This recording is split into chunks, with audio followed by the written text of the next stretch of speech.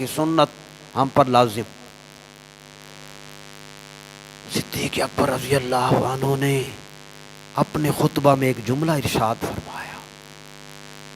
پہلا جملہ تھا صحابہ کے سامنے، حضرت ابو بکر صدیق رضی اللہ عنہ جو حضور کے ساتھ ہی آرام فرما ہے، یہ مقام انہی لوگوں کو ملتے ہیں جو اس لیول کے ہوتے ہیں۔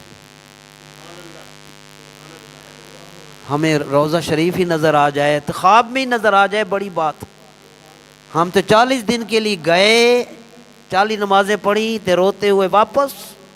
صدیق تیری شان یہ ہے تو مزار میں بھی حضور کے ساتھ تھا، غار میں بھی حضور کے ساتھ۔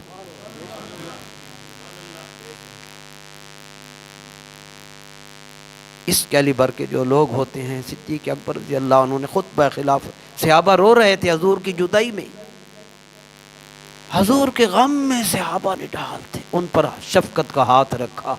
نہ ختم بات، رونا نہیں ہے، نہ نہ نہ بالکل نہیں رونا۔ حضور پاک تشریف لے گئے، فرمایا جو اللہ کی عبادت پہلے کیا کرتا تھا اللہ آج بھی زندہ ہے، آئندہ بھی زندہ رہے گا، ایسے حوصلہ دیا۔ صحابہ طاقتور ہو گئے،